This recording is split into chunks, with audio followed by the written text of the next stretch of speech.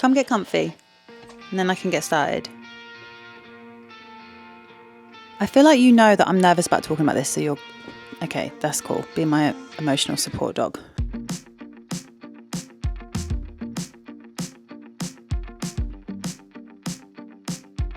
I have spoke about this with my friends behind closed doors, and I feel like I don't know why it's something that I find embarrassing or like a topic that keeps coming up. But I think that I want to say if you're a similar age, if you're mid-30s, but also if you're not, I think you've probably felt this way too at some point in your life.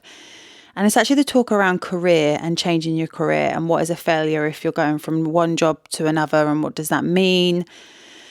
And I have had so many different jobs in the last 5 years compared to before that it kind of blows my mind.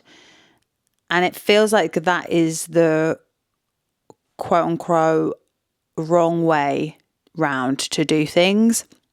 You know, when you're younger, and usually the story that we're told or the things that you see in films or whatever is like when you're younger and you're like figuring yourself out and you try lots of different jobs and different careers. And then when you're in your 30s, you kind of settle on what it is that you want to do and all the pieces fall into place and then you live happily ever after. And I don't know how accurate that is. It definitely hasn't been my reality at all. If not, mine has been the opposite. And I just want to talk it out loud because I think it might be something that a few people, I don't know, maybe you can relate to it, maybe not. Again, maybe this is just like I said, I haven't even really got notes on here. This is just me talking out loud. I need to go back to therapy. I haven't had therapy in a few weeks. I feel like that might be what I'm using this podcast for right now, which is, I don't know if that's a good thing, but basically this summer, it will be 4 years since I got back from Bali. I basically went through a breakup at the age of 31. Was I 30 or 31? I was 30, and then I turned 31 during the breakdown. And off the back of that, I then booked a one-way flight to what was Dubai first, and I spent 4 months in Dubai, and then I went to Bali for 6 months. I basically just fled the country because I was trying to figure out what I wanted to do with my life. That all happened. I then came back to the UK, as I said, 4 years ago this summer. And then since then, I've done like 3 or 4 different jobs, careers, trying to figure out what it is that I want my life to look like, what I want to do. And I just can't shake this constant feeling of, I suppose, failure around that.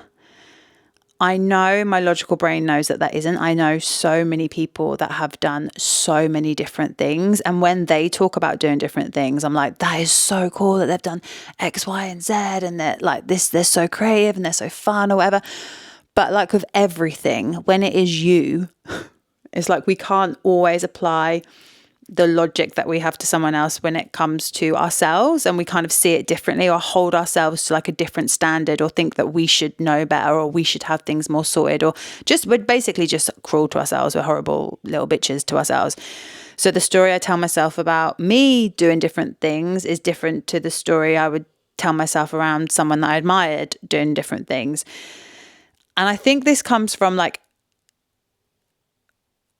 being from a young age, wanting to dance and wanting to perform. And then throughout my 20s, never actually having a real job. And what I mean by a real job is it was 100% real. It was a creative job that I had, and I did different jobs around that. But I grew up in a family where no one was creative. No one had a creative job. Everyone had like a very traditional like career path. My mum was a hairdresser. My dad was a builder. Like my brother, I think my brother went to uni, but no one else I really know went to uni. I have friends that I like went to school with that did apprenticeships and then are still in that career that they were in when we were at school. I hadn't really been exposed to people doing jobs that weren't like, there's no better way to say it, but like normal jobs, like, you know, your mechanics, your tradesmen, you're working in retail, like supermarket. Like I didn't really know. Loved films, I loved music, and I would always watch TV and want to be an actress or that kind of thing. But I didn't know that regular people did jobs like that. When I think of like the people I then met later in life, like the first person I can think of in my head is my friend Imi. Her mum is an actress and her dad was a speech therapist, or is a speech therapist, I want to get right. And I remember being around her and being like, to me, it was wild that her parents had those jobs, because I just didn't think regular people had those jobs, but I just wasn't in those circles. So when I then went off to dance and do different things, and again, I don't know how much of this is like what was actually happening or what was my insecurities creating this story around it, but it always felt like the question of, when are you going to get a real job, or have you got any real work? What's going on? Like that always seemed to come up, and I could never. The only idea in, I suppose, my family or people that I knew back home, or like the only idea of a performer, a dancer in their mind was obviously someone that was on the West End, and that was kind of it, or on a cruise ship. But a lot of the work I did was, I suppose, bitty. That's the only way to do it. But it'd be like a show here or a show there, or I'd do a showgirl gig here, like one-off gigs or different things like that. I was never like in a long-term contract. Obviously, as a kid, I would dream about being on the West End. I like to pretend I'm a singer sometimes, but I'm not. And I didn't really work hard enough, as I definitely could have and should have potentially when I was at college, at the singing and the acting, again, because of that whole like limiting beliefs and being self-conscious and like, no, I was a dancer and not want to embarrass myself, which is so crazy. I feel like if I'd had like the attitude I have now and went back into that environment, I didn't do badly at all, but I would have thrived so much better, just having just a different mindset around it all. So it always, like, I felt like I had this thing of like, just the real job thing. And I actually had a really brief conversation with someone, a friend who's quite a bit younger than me. We just came up on Instagram, and she's getting ready to do her master's. So again, I don't know how young you've got to be to do a master's, early, like straight off the back of uni. So early 20s. And she works online as a coach, and she like just expressed that she has like conversations with her parents, like her dad, like, are you going to get a job now? That kind of thing. And I really felt for her, and she was telling me, because I was like, I can relate to that so hard. And that feeling of like, are you disappointing people? Are you letting them down? Are you not being very successful? And like taking what they say to heart. If you have found yourself in a similar situation, the thing I will say about this, which really helps me, is if the people that are giving you advice or passing judgment on what you're doing have no experience in the industry, even if they are your blood, even if they are your parents, yeah, and of course that's a weird one because you love them and you want to impress them or like make them proud or whatever, but if they have no idea, you have to take what they say with a grain of salt. And I know that's so much easier said than done, especially if you're around people like that all the time and you're being told the same thing all the time. It can be really difficult to stick to your guns and be like, no, I know that I'm right about this, when everyone else around you is saying like something different. But I remember getting so upset sometimes when my dad would maybe just say a throwaway comment about dancing or whatever. And I would take it so personally and get so upset, and like as if what he was saying was so true. And as I said earlier, like he was a builder, like he has no idea about the industry. He still doesn't, even though I was in it for however many years. And you just can't let that, no matter who the person is and how close they are to you, like relative wise or like friendship wise, even if it's saying it from a good place, whatever, you can't let that interfere with what you want to do. Yeah. Only really take advice on that or ask people that are in that area, because otherwise everyone else is just fucking guessing. Like you've got no clue. So yeah, that went off on a tangent then, but that was about that. But I feel like, yeah, so I think I always had that thing about getting like a real job. And the thing is, since I've stopped performing and dancing, I have enjoyed what I've done, but it has at points felt like I'm trying to find something to replace what that was. And the thing is, I started dancing at 5 and I knew I wanted to perform, or I knew I wanted to be on stage. I actually didn't know that there was such a thing as dance college until I was like my late teens. So I didn't go off and train at dance college till I was like 2021, because I didn't even know that was possible. Again, from a very small village, danced from the age of 5 at like a little dance school that was lovely. Our dance teacher was called Mrs. Gisborne, and oh my gosh, like I loved her and all of that stuff.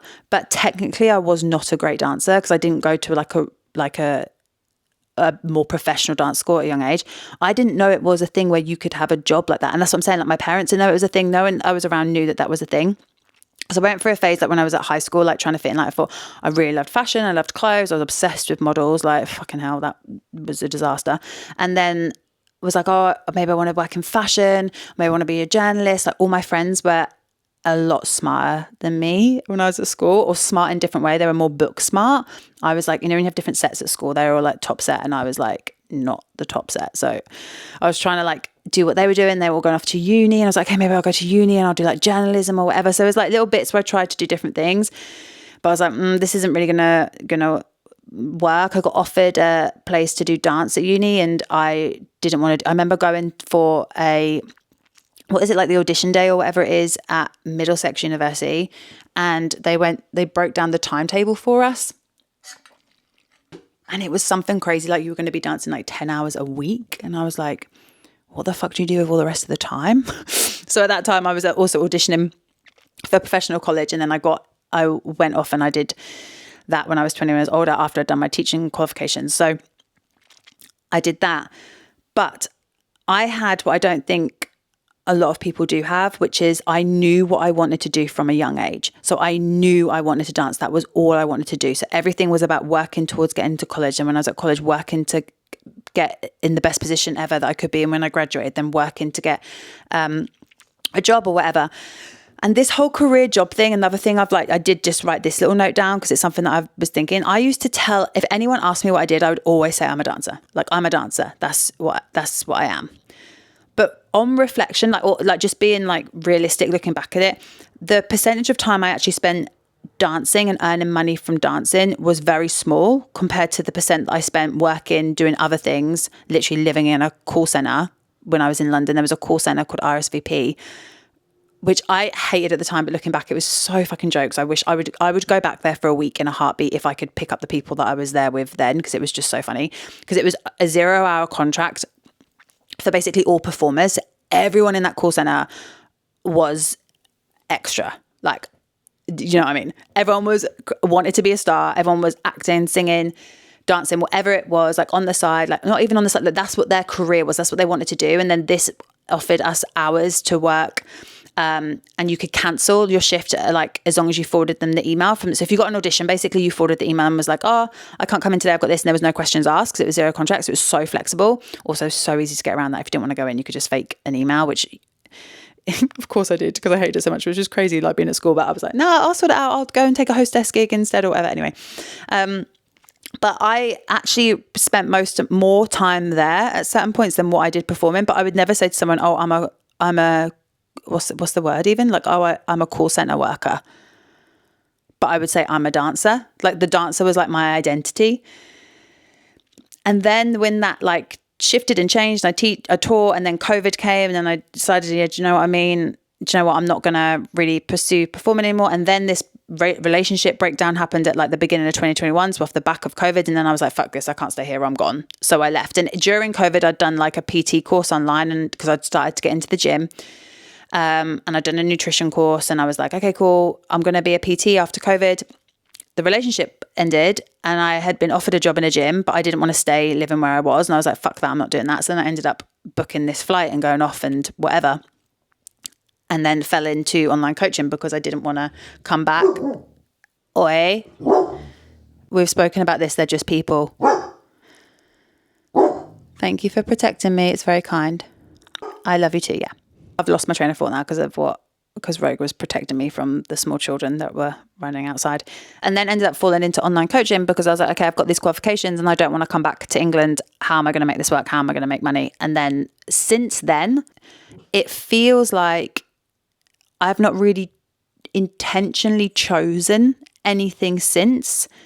opportunities and things have just presented themselves and things have happened that I've just moved into different careers and different work things, which there's nothing wrong with that. But because I was someone that was like, I want to dance, I will chase this and do everything, that although I had no control in the sense of like what that world is like with booking the jobs and needing to look a certain way or know the right people, and there was only so much you could control with that. There is a lot you can control, of course, you can train and whatever, but there is a whole other aspects that you can't. But I had chosen to put myself in those situations to do that. And then since then, I haven't really felt that. And it's a conversation I have quite often with a friend of mine, Ellen, my best friend, Ellen, because I'll sometimes compare it to Lewis, who is my husband. And I feel like he has had the complete opposite experience. He has had the experience that I think we're kind of sold, as in when he was younger, he did loads of different jobs, he partied, he was a DJ, worked in hospitality, got fucked up, had a great time, was an American football player, went to Australia, like blah, blah, blah, blah. And then at 28, 29, found his passion. And then since then has just been like fucking all in, like just in it, being the best he can be at it, building the business, like absolutely like so on it. And in my head, that's like the ideal situation, because then you're kind of like working on that as you're older and you're building a life. Whereas mine feels like it was on the flip. It was like reverse to that basically. And like Ellen is an actress and also very musical and amazing and does all these different things, but she also had a similar experience to me. So we often talk about it like, why it's so hard, because you're just constantly like comparing, maybe consciously or not, or subconsciously, it to what it was and that kind of thing.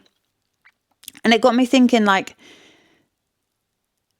what is it I want to do, and what are the lies or the things we've been told about like passion and career, and what of them are true and what of them aren't? Because I can think of 2 friends off the top of my head, literally only 2, that I went to school with that did an apprenticeship at the age of 16 and are still working in that career. No one else I know has done that. They've done different things. So yes, people still do that, of course, but I'm just speaking for those of us that are like all over the fucking shop and don't know what we're doing. And I think maybe instead of fixating on or thinking it needs to be a specific thing, like your passion is a thing, like I am a dancer or I am a coach or I am a insert whatever the fuck you want, a chef or whatever. Maybe your passion is more of a feeling. So with that, what I mean is I do think I am a people person. Yes, I do like to be on my own sometimes, and I get overstimulated and overwhelmed and I can be a real homebody. But I love connection. Like I love conversation, deep conversation. I've got no time for fucking surface level stuff. Like there's nothing, my worst nightmare is putting me in a room and being like, make small talk or like ask people like what they do or whatever. I'm like, no, I cannot. It makes me feel ill. Like I'm so bored, and I can't tell my face to act interested either. Like it will just be like, I'll just wash over and be like, I need to get out of here. Like I want to know when I meet you, if I feel like I like you, or like if you know, and you like just connect with someone, I'm like, I don't care like what you had for dinner or whatever. Like tell me your deepest, darkest secrets. Like I need to know everything. Like what do you think about life? What do you think about the planet? What do you think about the world? Where are we? Who are we? What are we? Like I love like the deepest chats and conversations and like connection. And that feeling of like we're in this together, and that feeling like we're helping. I've just really been, that is what I feel like. And I think my passion is. Rogue, you've done so well this last few episodes. Please, let's not make this a thing. What I lacked when I was coaching fitness and like fat loss essentially, and I loved the clients that I had, and I still like speak to a lot of them now, and they're brilliant women. I lacked the creativity within that, which I now get to do now and play. And I think that is so obvious when I say it out loud, and you think that I was a dancer and a theatre kid and I wanted to be a fucking famous pop star. Like, of course I was going to miss that. But what I do now with people is the same as that, like that connection and helping people realize that they're enough and like encouraging them to want to do more.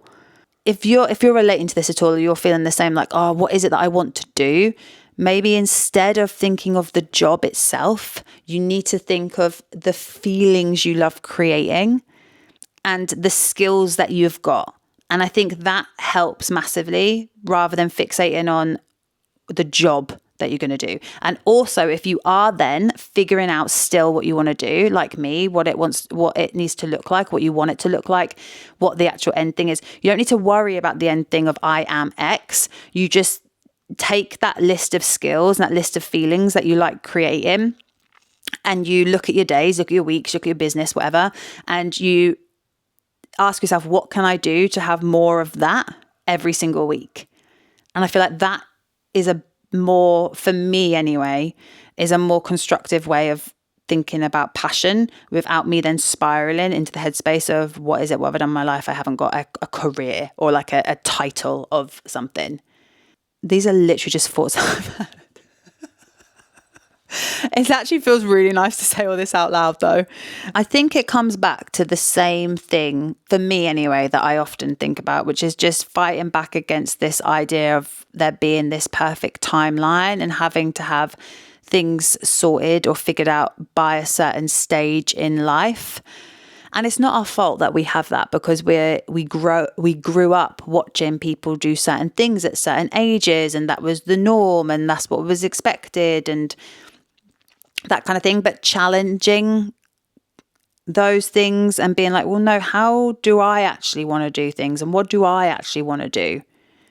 Obviously, this episode has been talking about like jobs specifically and career, but I think it applies to anything, like the relationships you want to be in, just how you want to live your life, like the lifestyle you want. Like, what are you doing because you want to do it, and what are you doing because you think you should do it? And what areas you be, this is the main thing. This is the main thing. What areas are you beating yourself up about and being mean to yourself and a bit of a dick to yourself about because you're not living up to this fake expectation that you set for yourself, and trying to find a reframe for that. So the reframe for the career one is that your passion isn't a thing.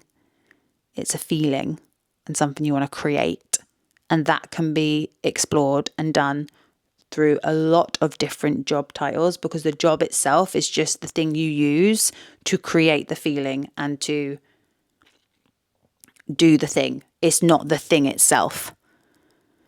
I was a dancer. I loved dancing, but what I actually loved was just expressing and creating and moving, and dance allowed me to do that.